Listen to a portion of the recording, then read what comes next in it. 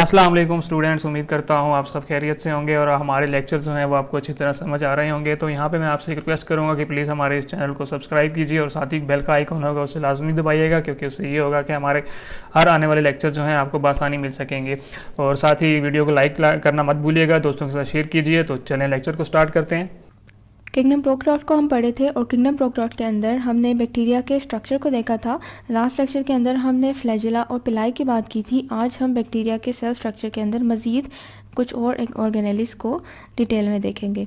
तो सबसे पहली ऑर्गेनेली जो आज के लेक्चर का हिस्सा है वो क्या है, उसे हम कहेंगे सेल एनवेलप। ठीक है, इसके अंदर मज़ीद 3 ऑर्गेनेलीज आ जाएंगी। वन बाय वन हम इसको देखते जाते हैं। सबसे पहले हमने क्या कहा, सेल एनवेलप। ठीक है, जैसे कि नाम से आपको अंदाज़ा आ रहा है कि सेल एनवेलप क्या होगा, ये बेसिकली सेल की आउटर कवरिंग है। ठीक है, बैक्टीरिया के सेल को अगर हम एक दफ़ा देख लें, यहाँ पे आपको दिख रहा होगा कि बैक्टीरिया की सबसे बाहर जो एक लेयर है वो कहलाती है कैप्सूल। उसके बाद फिर हमारे पास है सेल वॉल। इसके अलावा बीच में एक और लेयर भी पाई जाती है जिसे हम स्लाइम का नाम देते हैं।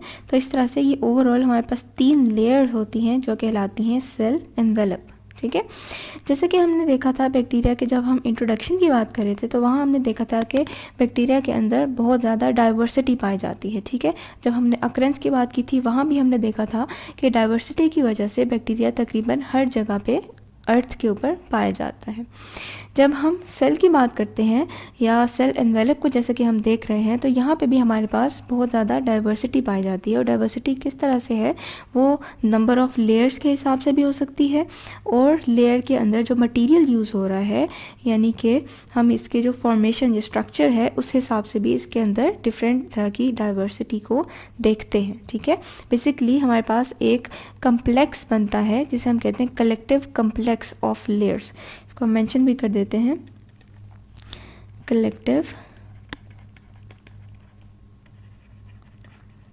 कम्प्लेक्स ऑफ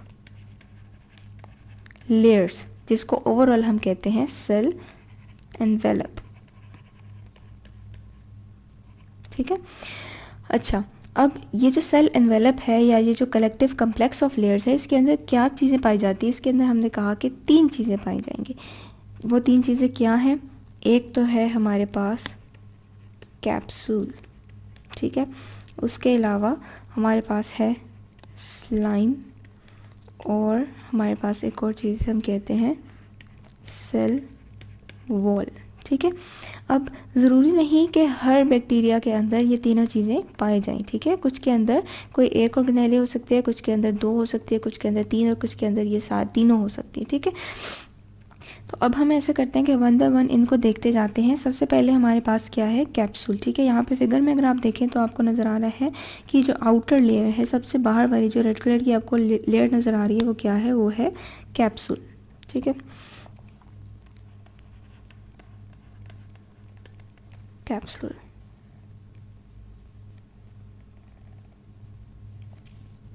जैसे कि हमने फिगर के अंदर भी देख लिया, कैप्सूल जो है वो एक आउटर कवरिंग है जो कि बैक्टीरिया के अराउंड होती है।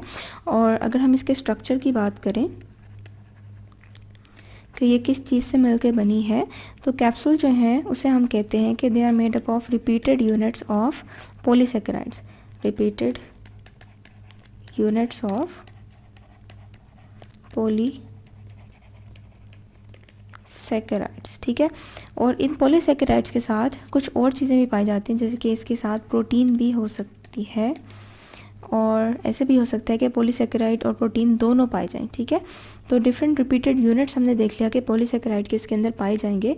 और ये क्या है, ये टाइटली बाउंड होता है, टाइटली बाउंड टू सेल। यहाँ पे अगर आप इस फिगर को दोबारा से देखें तो यहाँ पे आपको नज़र आ रहा है कि इसने सेल को कम्प्लीटली बाहर की तरफ से टाइटली बाउंड किया हुआ है। ठीक है, बंद किया हुआ है। और यही वजह है कि सेल जो है वो सेल को इसकी मदद से प्रोटेक्शन मिलती है। यहाँ पे अगर आप इसकी विड्थ को देखें तो जनरली ये थोड़ी विड्थ में भी ज़्यादा होती है, इसे हम कहते हैं कि ये थिकर होता है। और इसकी नेचर की बात करें कि किस चीज़ से मिलकर बना है, तो इसकी नेचर जो है थोड़ी गमी सी नेचर होती है, स्टिकी से इसकी स्ट्रक्चर होता है। दो बातें की, एक हमने कहा कि ये थिकर है रिलेटिवली फ्रॉम अदर लेयर्स, और दूसरा कि इसकी जो नेचर है वो गमी नेचर है। गमी नेचर का क्या मतलब है कि वो स्टिकी कैरेक्टरिस्टिक होगा इसका, स्टिकी कैरेक्टरिस्टिक, ठीक है। और अब ये स्टिकी कैरेक्टरिस्टिक से होगा क्या, बेसिकली ये हेल्प करता है डिफरेंट बैक्टीरिया की जो कॉलोनीज़ होती हैं उनको इकट्ठे इंटैक्ट रहने में या इनकैप्सुलेटेड फॉर्म में रहने में, ठीक है। तो ये हमने देख लिया कैप्सूल को। इसके बाद जो नेक्स्ट हमारे पास हमने ऑर्गेनेली देखी या डिस्कस की उसको हम कहते हैं slime. In most of the time slime जो है वो कैप्सूल के साथ ही पाया जाता है, जिसको कलेक्टिवली हम स्लाइम कैप्सूल भी कह देते हैं। स्लाइम क्या है, स्लाइम बेसिकली लूज और सोलुबल शील्ड है मैक्रोमोलिक्यूल्स की, loose soluble sheet of macromolecules, जिसको हमने कहा कि हम इसे स्लाइम कैप्सूल भी कह देते हैं, ठीक है। अब स्लाइम का या स्लाइम कैप्सूल का काम क्या है, फंक्शन इसका हम देख लेते हैं। जैसे कि हमने पहले कैप्सूल की बात की, स्लाइम कैप्सूल जो है पहला फंक्शन इसका ये है कि ये पैथोजेनिटी कहते हैं, प्रोवाइड्स ग्रेटर पैथोजेनिसिटी। पैथोजेनिसिटी क्या है, पैथोजेन से ये वर्ड निकला है, ठीक है। और पैथोजेनिसिटी क्या है, ये एबिलिटी है डिजीज़ कॉजिंग की, यानी कि इसे मेंशन भी कर देते हैं, डिजीज़ कॉजिंग एबिलिटी। किसी भी बैक्टीरिया के अंदर वो एबिलिटी जिसकी मदद से वो दूसरे ऑर्गेनिजम्स के अंदर या अपने होस्ट के अंदर बीमारी कॉज करता है या डिजीज़ कॉज करता है, उसे हम कहते हैं पैथोजेनिसिटी। अब स्लाइम जिस बैक्टीरिया के गिर्द होगा उसमें क्या होगा कि वो बैक्टीरिया ज़्यादा बीमारियां कॉज कर सकता है, ठीक है। तो ये हमने देख लिया एक फंक्शन। इसके बाद जो दूसरा इसका जो इम्पोर्टेंट फंक्शन है वो क्या है कि ये प्रोटेक्ट करता है, it protect the bacteria against phagocytosis. Phagocytosis क्या चीज़ है, फेगोसाइटोसिस वो प्रोसेस है जिसे हम कहते हैं eating of cell, eating of cell, ठीक है। तो ये वो प्रोसेस है जिसके अगेंस्ट जो है वो स्लाइम हेल्प करता है बैक्टीरिया को या बैक्टीरियल सेल को, ठीक है। तो ये हमने देख लिया स्लाइम को। इसके बाद हम आ जाते हैं नेक्स्ट हमारे पास जो थर्ड और मोस्ट इम्पॉर्टेंट ऑर्गेनेली है जो कि है सेल वॉल।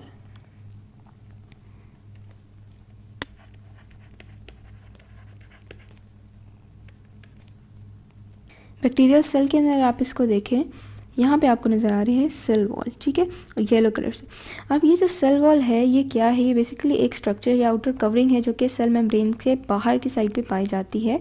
सेल मेम्ब्रेन या जिसे हम प्लाज्मा मेम्ब्रेन भी कहते हैं, ठीक है, इसके बाहर की साइड पे सेल वॉल पाई जाती है। और सेल वॉल क्या है, ये एक रिजिड स्ट्रक्चर होता है, रिजिड स्ट्रक्चर। और रिजिड यानी कि सख्त किस्म का स्ट्रक्चर होता है, और यही वजह है कि सेल की जो शेप होती है वो सेल वॉल की वजह मतलब सेल वॉल की मदद से डिटर्मिन होती है, ठीक है। तो हम इसे लिख भी देते हैं, डिटर्मिन्स शेप ऑफ बैक्टीरिया। इसके अलावा क्योंकि ये बाहर के साइड पे आउटर एक कवरिंग है तो ये सेल को प्रोटेक्ट भी करती है, it protects the cell from osmotic lysis, ठीक है। ऑस्मोटिक लाइसिस क्या चीज़ है, इसे हम कहते हैं it is the break down the help of water, यानी पानी की मदद से जो ब्रेक डाउन हो रहा है या तोड़ फोड़ हो रही है उसे हम कहते हैं ऑस्मोटिक लाइसिस। तो ये ऑस्मोटिक लाइसिस से प्रोटेक्ट करती है सेल वॉल बैक्टीरियल सेल को। अच्छा, सेल वॉल जो है माइकोप्लाज्मा हमारे पास जो एक ग्रुप है बैक्टीरिया का, तो माइकोप्लाज्मा जो ग्रुप है इसके अंदर सेल वॉल नहीं पाई जाती। इसके अलावा बाकी तमाम ग्रुप्स या बाकी तमाम किस्म की जो बैक्टीरिया हैं उनके गेट सेल वॉल पाई जाती है, ठीक है। इसको मेंशन भी कर देते हैं, it is absent in mycoplasma. Absent in mycoplasma. ठीक है।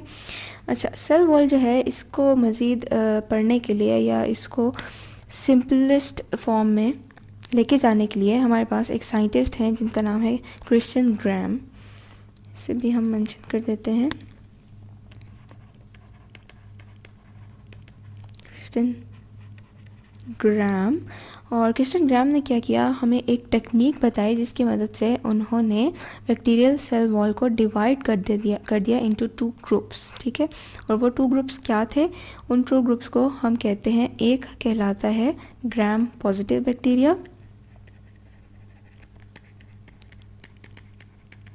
बैक्टीरिया और दूसरा ग्रुप कहलाता है ग्राम नेगेटिव बैक्टीरिया। अब ये जो टेक्निक इन्होंने बताई है क्रिश्चियन ग्राम ने, वो क्या टेक्निक है, टेक्निक बेसिकली ये है कि हम बैक्टीरिया को, किसी भी बैक्टीरिया को जिसको हम चेक करना चाह रहे हैं, उसके अंदर हम डिफरेंट डाइज डाल देते हैं। ठीक है। इनकी बैक्टीरिया का एक कल्चर लिया, उसके अंदर हमने कुछ डाइज ऐड कर दिए, डाइज।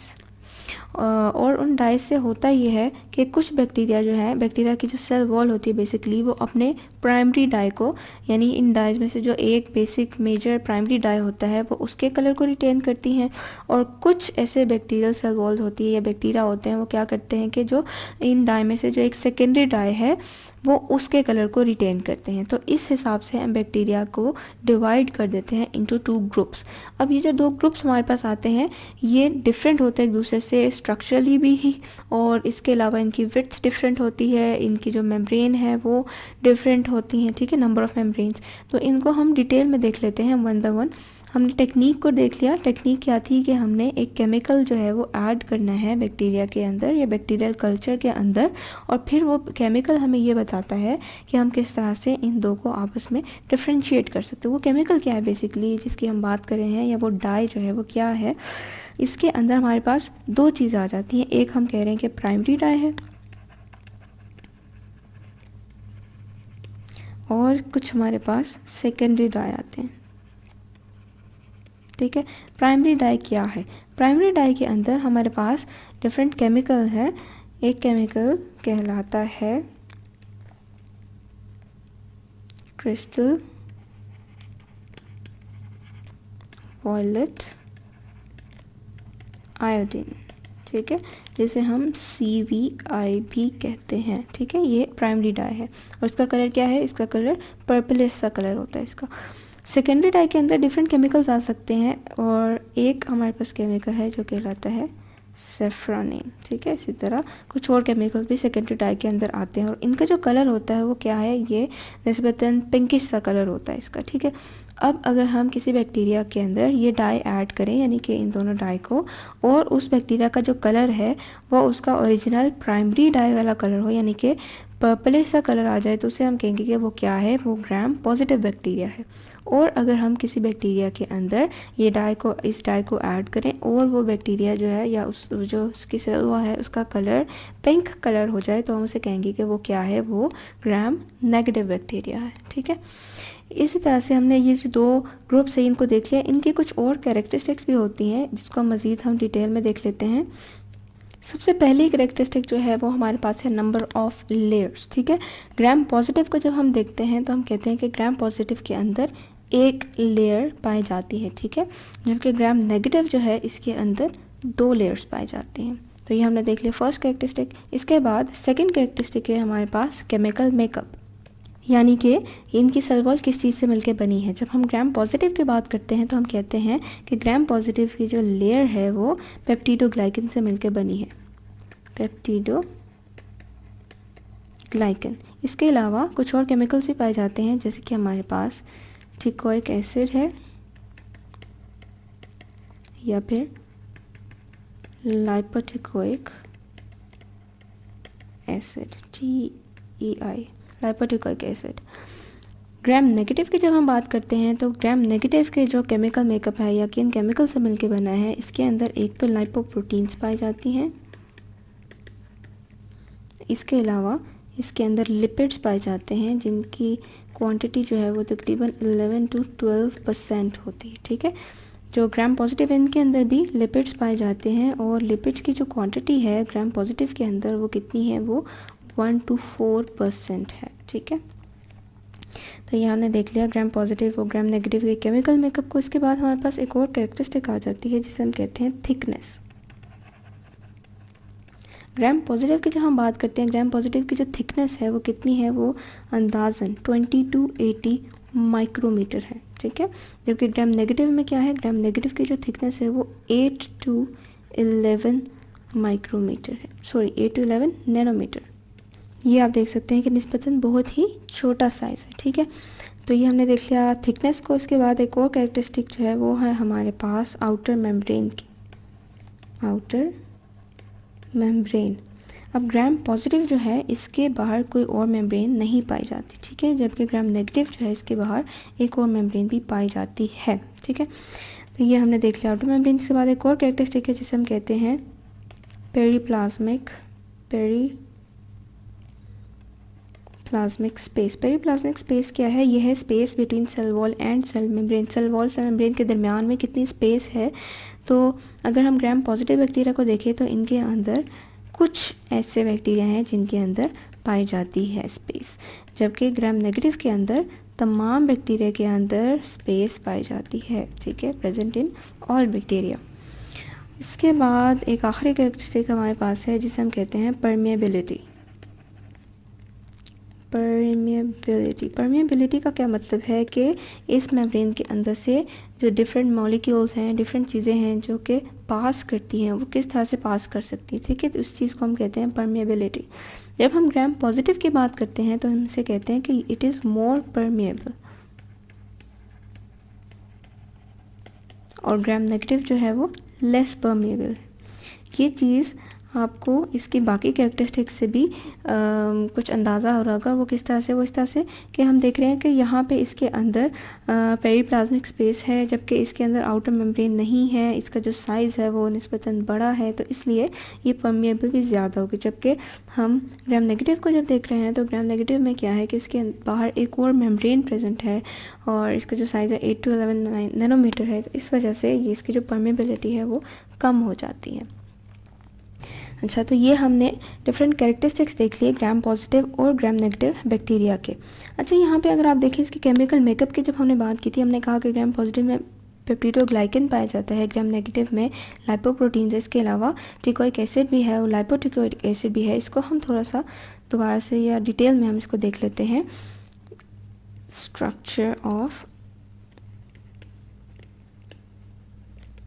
सेल वॉल में जैसे कि हमने बात की कि बैक्टीरिया की जो सेल वॉल है वो किस चीज़ से मिलकर बनी है। एक मेजर जो कॉन्स्टिट्यूएंट जिसकी हमने बात की उसे हमने कहा पेप्टिडोग्लाइकन। अब पेप्टिडोग्लाइकन क्या है, peptidoglycan basically long glycan chains हैं हमारे पास, लॉन्ग ग्लाइकन चेन्स, और इन चेन्स के साथ क्या है, इनमें हमारे पास पेप्टाइड फ्रेगमेंट्स पाए जाते हैं।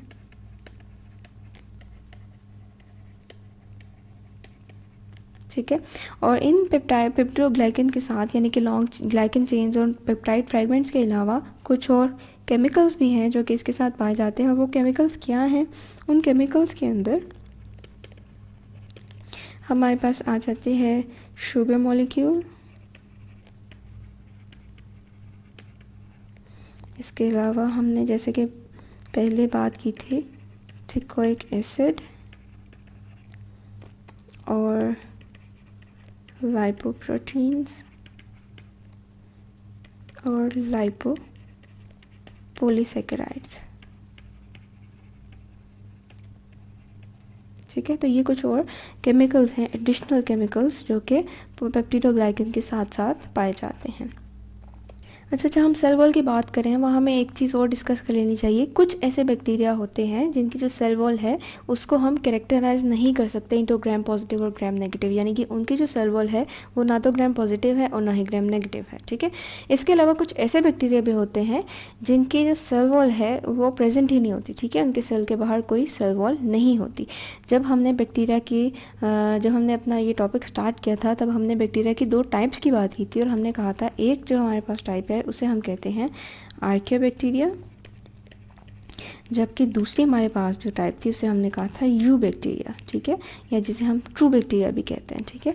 अब आर्कियोबैक्टीरिया या आर्किया भी हम इसे कहते हैं और यू बैक्टीरिया या सिंपल बैक्टीरिया भी हम इसे कहते हैं। इन दोनों के जो सेल वॉल है वो काफ़ी डिफरेंट है।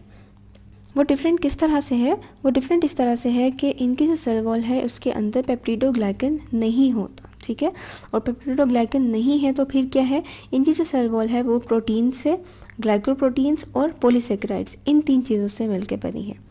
इसको हम मेंशन भी कर देते हैं। हमने कहा क्या क्या चीज़ें हैं, एक तो प्रोटीन्स, ग्लाइकोप्रोटीन्स एंड पॉलीसेकेराइड्स, ये 3 चीज़ें हैं जिन पर इन दोनों की सेल वॉल का जो स्ट्रक्चर है वो मुश्तमिल है। अच्छा, तो ये हमने देख लिया सेल वॉल को। ओवरऑल आज के लेक्चर को हम समराइज़ कर लेते हैं। आज के लेक्चर हमने क्या पढ़ा? आज हमने सेल एनवेलप की बात की, बैक्टीरियल सेल एनवेलप की। और बैक्टीरियल सेल एनवेलप क्या है? ये बेसिकली आउटर रैपिंग है बैक्टीरिया की और इसके अंदर 3 चीज़ें आ जाती हैं। उन 3 चीज़ों में क्या है? एक तो हमारे पास कैप्सूल है, एक स्लाइम है और एक सेल वॉल है, ठीक है। 1 बाय 1 हमने इन तीनों के स्ट्रक्चर और इनके फंक्शन को डिटेल में देख लिया और इसके बाद एंड पे हमने कुछ कैरेक्टरिस्टिक्स देख लिए। वो on the basis of cell wall जो है, हम सेल वॉल को की बेसिस पे बैक्टीरिया को डिवाइड कर देते हैं इनटू 2 ग्रुप्स, जिसमें एक हमारे पास आ जाती है ग्राम पॉजिटिव बैक्टीरिया और एक ग्राम नेगेटिव बैक्टीरिया। तो फिर हमने उसकी डिफरेंट कैरेक्टरिस्टिक्स को डिटेल में देख लिया और फिर उसके बाद हमने स्ट्रक्चर देख लिया सेल वॉल का। तो ये था हमारा आज का टॉपिक। नेक्स्ट लेक्चर में हम मज़ीद बाकी जो ऑर्गेनेलीज रह गई हैं बैक्टीरिया की उनको डिटेल में देखेंगे। जी, तो स्टूडेंट्स, उम्मीद करता हूँ कि आपको ये लेक्चर जो है अच्छी तरह समझ आ गया होगा। अगर तो आपका किसी किस्म का कोई भी क्वेश्चन है तो आप हमें नीचे कमेंट बॉक्स में जो है वो लाजमी बताइएगा और किसी किस्म की और सजेशन हो तो वो भी हमें जो है कमेंट बॉक्स में लाजमी बताइएगा। और एक और चीज़ मैं आपको बताता चलूँ कि जब आपको जो है वो नेक्स्ट लेक्चर नहीं मिल रहा होता तो उसकी वजह ये होती है कि आपने जो है हमारा चैनल सब्सक्राइब नहीं किया होता।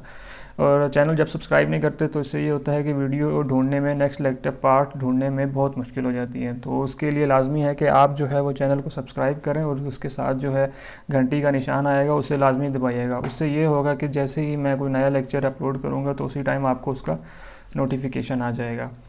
तो मिलते हैं अगली वीडियो में, तब तक के लिए मुझे इजाज़त दीजिए। अल्लाह हाफिज़।